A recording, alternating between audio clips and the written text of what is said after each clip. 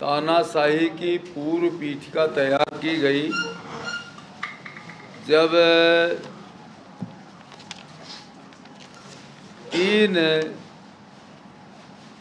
Supreme court के 3 न्यायाधीश J.M.. Salem, KS. Hegde और ए.एन. ग्रोवर को सुपरसीड करके चौथे नंबर के जज ए.एन. रे को चीफ जस्टिस बनाया गया और उसी समय पूरे देश में इंदिरा गांधी के भ्रष्टाचार के खिलाफ तुलमोहन राम का लाइसेंस कांड और ललित नारायण मिश्रा के खिलाफ ललित नारायण मिश्रा ने जो घोटाले किए थे उनके खिलाफ जब संयुक्त संसदीय जांच दल का गठन की मांग विरोधी दलों ने की तो इंदिरा गांधी ने लोकसभा अध्यक्ष को कहा कि मैं इस्तीफा दे दूंगी अगर आपने ये गठित की।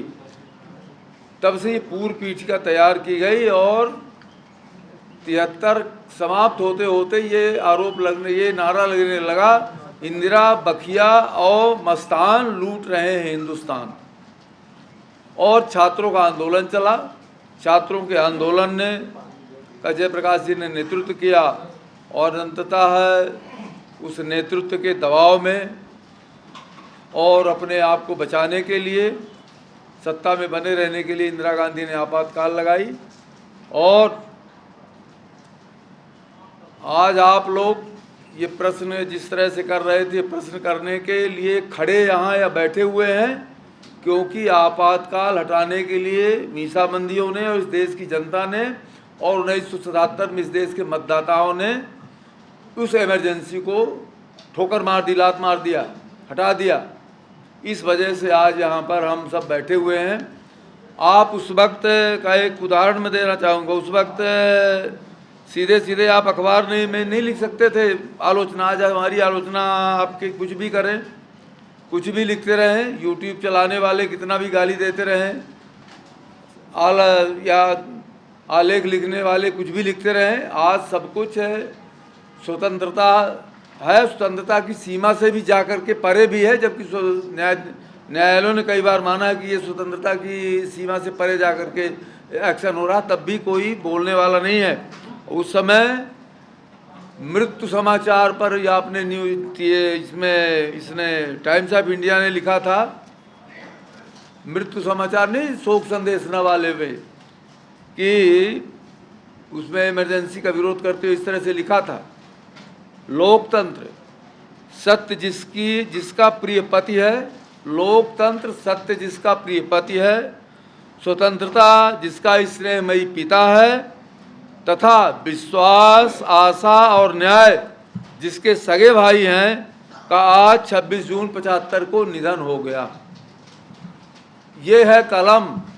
और कलमकारों की ये थी उस समय स्थिति, अखबारों की ये परिस्थिति थी कि आप निधन के समाचार पर अलंकारिक भाषा में अपरोक्ष रूप से आप विरोध करने की स्थिति में रहते थे, सीधे सीधे आप विरोध नहीं कर सकते थे।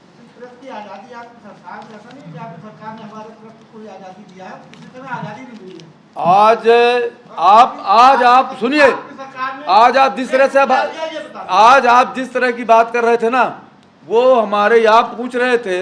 अब मुझे अब तरस आ रही थी बहुत, मैं तकलीफ मैंने महसूस कर रहा था कि आप ये पूछ रहे थे कि 50 वर्ष मनाने का क्या औचित्य क्या है।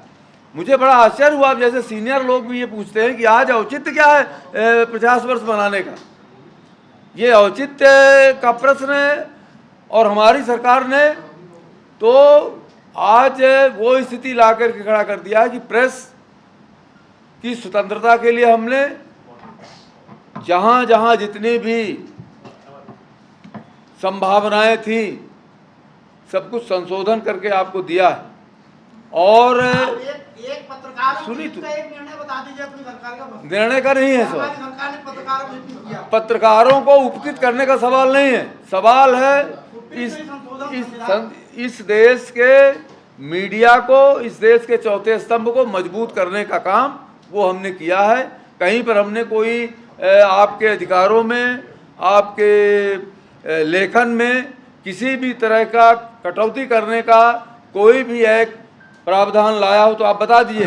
इसी मनमोहन सिंह की सरकार ने यही किया, राजीव गांधी की सरकार ने यही किया, इंदिरा गांधी ने किया, नेहरू की सरकार ने किया। नेहरू की सरकार, सुनिए, अरे साहब मेरी बात सुनिए, नेहरू की सरकार पहली सरकार थी जो पहली बार प्रेस के खिलाफ लेकर के आई थी। पहला संविधान संशोधन प्रेस के खिलाफ था। अब आप कहते हैं कि हमारी सरकार ने क्या किया? हमने कुछ नहीं किया। हमने किसी भी तरह से अखबार के खिलाफ, मीडिया के खिलाफ।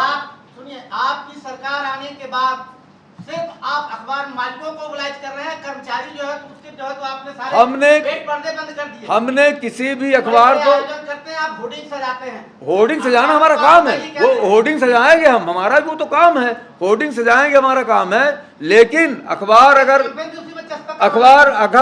अगर चल रहा है, अखबार में आप काम कर रहे हैं, तो हमारी सरकार ने किसी अखबार के साथ भेदभाव नहीं किया। जो नार्म से उसके आधार पर हम विज्ञापन देते हैं। आप कर्मचारियों के साथ थोड़ी, आप अखबार मालिकों के साथ है ना। अखबार मालिक, अखबार आप अखबार चला रहे हैं, अखबार में आप काम कर रहे हो तो अखबार मजबूत है इसीलिए काम कर रहे हो, नहीं तो छठवें दिन बंद हो जाता अखबार, तो सातवें दिन दूसरा अखबार ढूंढने लगते हैं आप। अखबार आपकी सरकार नहीं थी तब भी चल रहा था। अखबार हमारी सरकार, हमने किसी अखबार को बंद करने का काम नहीं किया, हमने अखबारों को मजबूत करने का काम किया।